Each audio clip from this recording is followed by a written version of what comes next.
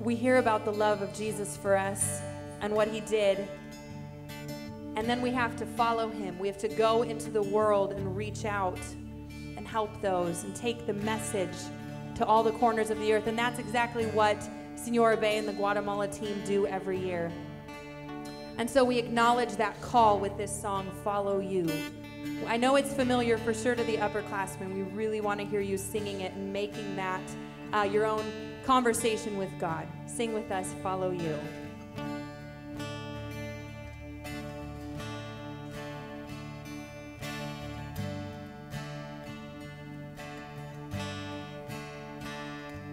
You live among the least of these, the weary and the weak, and it would be a tragedy for me to turn away. All my needs you have supplied. When I was dead, you gave me life. How could I not give it away so freely? And I follow you into the homes of the broken. I follow you into the world. The needs for the poor and the needy, God. I'll follow you into the world. Use my hands and use my feet to make your kingdom come, and to the corners of the earth until your work is done. 'Cause faith without works is dead, and on the cross your blood was shed. How could we not give it away so freely? And I'll follow you into the homes of the broken. I'll follow you into the world. Meet the needs for the poor and the needy, God. I'll follow you into the world.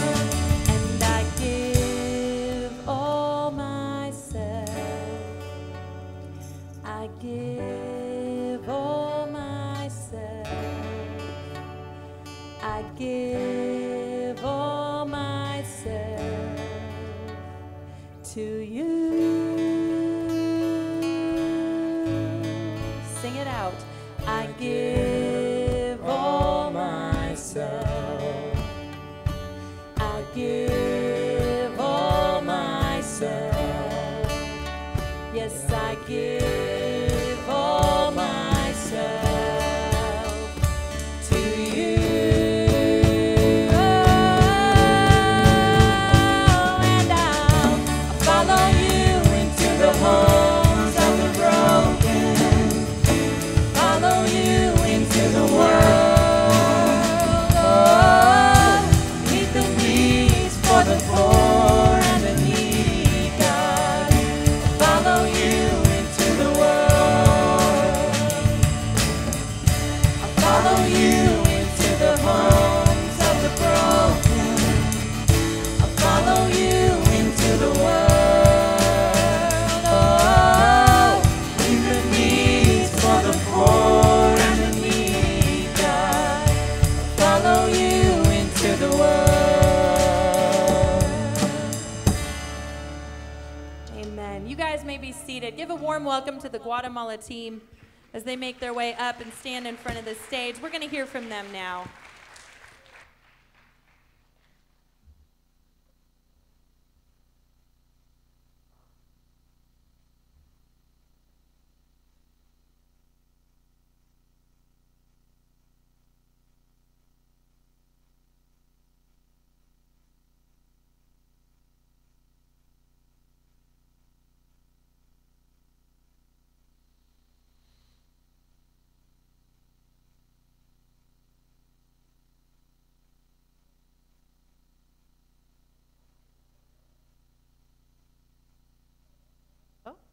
Oh, there it goes. Now it's working. Okay. Good morning. Thank you for having us today. We have a few people that are going to speak this morning, tell a little bit about their trip. This is the 10th year that CVC has been involved in going to Guatemala, and I have enjoyed every minute of it. It's something that I can't wait for every summer when it comes around again.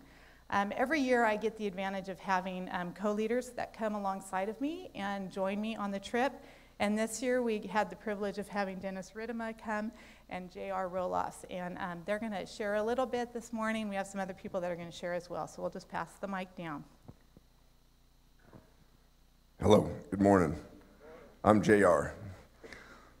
All right, back in, I don't know when it was, but Erica's number 5 come through CVC, the last one. And one day she comes to me and she says, Dad, you want to go to Guatemala? Sure, I'll go to Guatemala. I'm 50 years old and thinking I don't want to be old one day and find out I missed out on something. So, sure. So, I got time. Guatemala comes along and I don't have time for this. I really don't. But I'm signed up. Got to go. We go. We head over there. They put you in a home with Spanish-speaking Guatemalans. And my Spanish is dairy Spanish, so speaking Spanish at dinner time is a new one for me. I can tell somebody what to do and how to do it and where to do it and what to do it with, but I can't speak at dinner time. It's, you stand there and you go. But Mr. Dennis Ridema was with me, and he had a dictionary. And I would converse with them very roughly, hopefully not to offend them. And Dennis had his dictionary out, and he was always 3 words behind, but we managed through it. And after the first night, I says to Dennis, we got 2 weeks of this. This can be a long 2 weeks. And it ended up being a wonderful 2 weeks. You go over there, you get up in the morning, your family takes care of you, you do your devotions, you do your work. I was on ag site. You walk over the whole country, and you treat cows. You'll see it on the video. I think they're going to show you a video. And you meet these people. You pray with them every day. Every time before you start a job, you pray. I noticed that we don't do that enough here. And we had a team guy, Meme, and he's got a testimony, because at lunchtime we share our testimonies, and we'd talk about what he'd done and what he'd come from, and then he'd pray, and he would pray incredible. I mean, unbelievable. I didn't understand what he was saying, but when I knew he was sincere, it was good. And when he'd come to the Padre, el Hijo, and Espíritu, I knew he was coming to an end. And we did that. And then we come to at the end, we go through the whole 2 weeks, have a good time. We come to the end of the trip, and we have a debriefing, they call it, a debriefing, where you sit down and everybody talks about what they're going to do with what they learned, right? And there's a bunch of options on there. And one option is nothing. You're going to go home and do nothing. And that's not an option. That's why I'm standing here talking to you. Because this is something, now I can knock this off my bucket list, speaking in front of chapel at CVC. And this is why I'm doing this, because, we are fortunate people. We can go through life without a prayer. We think we don't need the Lord in our life, because we have so much. We have beautiful cars, we got beautiful homes, the Guatemalans think we don't have any problems. And you and I know better than that. And we know we need the Lord in our life. But they think we got it all figured out, right? Because we come there, we're dressed nice, we come from money, we come from, things, and they have their issues, and so do we. And we need to remember that. Because when my deal was that, I start the day with prayer every morning, but not as intense as they did. And I upped it. I upped my prayer list, my prayer time, and that's something I took home from there. And I appreciate you guys all helping me go there. I had a great time. I upped my Spanish a little bit. I can now speak at dinner time somewhat. And I want to thank you for that. I know Eric asked me about it, and I don't know who paid for the trip. I didn't pay a whole lot for it. I was taken there, I'm not used to that, and I was taken back. And I had a good time. And I got to meet a whole bunch of good people, a bunch of good kids, Had 2 weeks with my daughter. No work involved, just play. I mean, it was work, but it was play for me. Thank you, Erica. Thanks for the invite.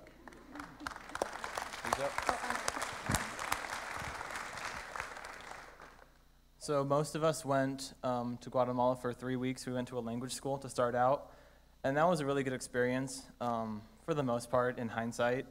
At the time, when you were stuck in a room with a guy that doesn't speak English for 5 hours a day for a week, it got a little uncomfortable in the beginning, but I feel like all of our Spanish improved for the most part. But then the important part was the second 2 weeks in Magdalena. All the guys were in a home with Iris, and she reminded me so much of my grandma. She was so positive and sassy, and we would have dance parties all night, and it was really fun. And it was just really cool to see that, like, the people there, they don't have a lot. They don't have big homes. They don't have, like, good running water. We had our shower come from a barrel and heated by electricity. And it's just weird to see how much happier they are, like, genuinely joyful, whereas we complained about everything. We complained when we had beans for lunch instead of ham and cheese there. But then they were just happy about everything they had and joyful, and they just gave God the glory to everything, and it's just something that we need to take back into our lives in America and to just really be grateful for everything he's given us, because compared to what they have, we have everything we could ever want.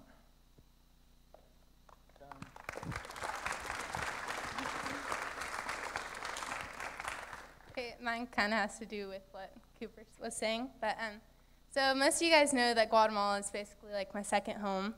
I know it's not really like a luxurious vacation spot that most of you guys would be super stoked about, but it's like the most beautiful place I've ever been, just because of the people there. We interact with the children and the parents, and we get to go on home visits and stuff, and the people that we get to work with are living in this completely impoverished town, like a mud street with tin shacks and these kids running around barefoot. There's dogs everywhere. Like, if most of you guys saw it, you'd just think, like, that's disgusting. But it's like the way they live, and they can't really do anything about it. But yeah, they work so hard to provide for their families and themselves. And some can't even, like, get a job just because of the way that they're living. And some are just selling tortillas to make a living for their family. And it's just really sad. Like, some of the kids start working with their families at a really young age because they have to, and they can't go to school. And it's just really sad. And it's stuff that we would never even imagine going through here. Yeah, they've taught me that living here on earth isn't about material things. I find myself always wanting the newest stuff and the nicest stuff. But it's not really about that, because even when we get the nice things, like, we're still not happy with what we have here. And, like, the people there, they have every single right to be so depressed and so unhappy. But they're the most joyful people I've ever known, because they have a personal relationship with Christ, and they have this, like, burning desire for Christ every single day. And it's, like, the most inspiring thing ever that they're so happy even though they have nothing, like, literally nothing. So yeah, I can obviously learn a lot from those people, and I hope that you guys can experience something like that.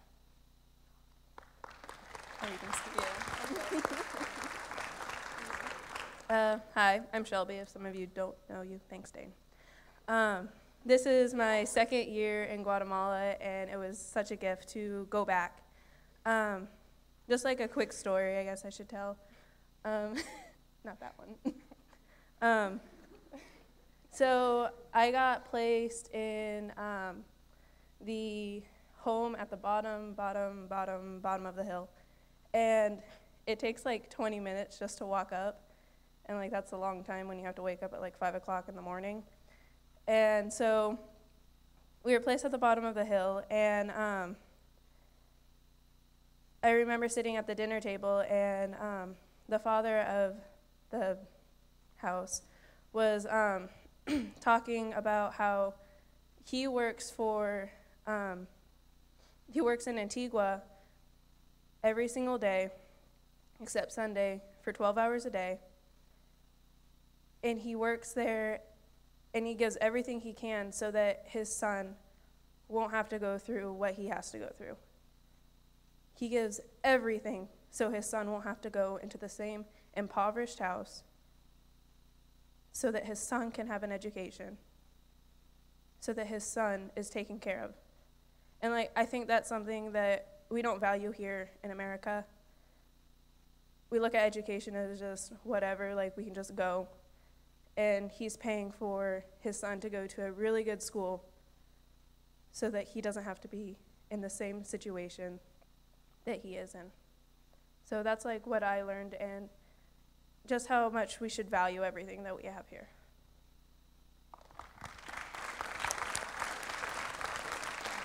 We're getting to wrap it up. Hi, guys. Good to see you again. Just real quick, think about it. Pray about it. We need a new team or existing team, too, every year. I would say, just a couple, 2, 3 things. If you go with an open mind. Your eyes will be opened, period. And you will be blessed, okay? And that's it. You'll be blessed. Your eyes will be open. It's a way to serve God in the kingdom down there. I commend the team. It was great to be with them. I challenged them halfway through. I said, somewhere along the line, you guys will probably hit the wall, meaning you're going to get tired of this and say, I've had enough, right? These guys were great. Nobody hit the wall, right? This lady breaks her ankle first weekend, right? Senior Bay loses her mom, right? Things happen. Life goes on. But we saw life in a different way down there, and it's an eye-opener. Go.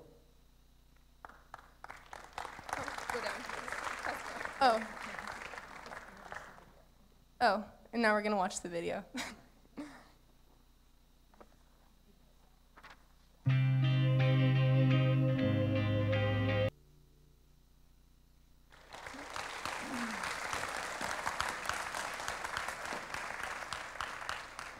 I just want to thank you for watching this video with us. It was a very special time, and this year it was a hard one towards the end, but I'm so thankful that I was where I was and that I was with my family there. And I just pray that you would consider it on your heart to come along. You would definitely be a changed person, like Dennis said. So we just want to close this time in prayer right now. Can you pray with me?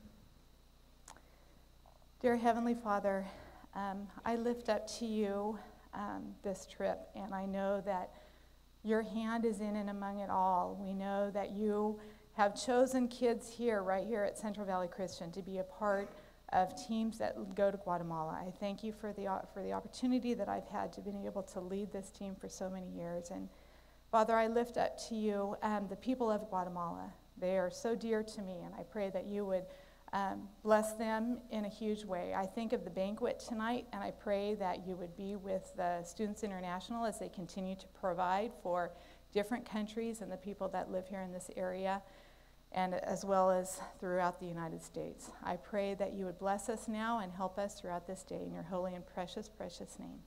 Amen.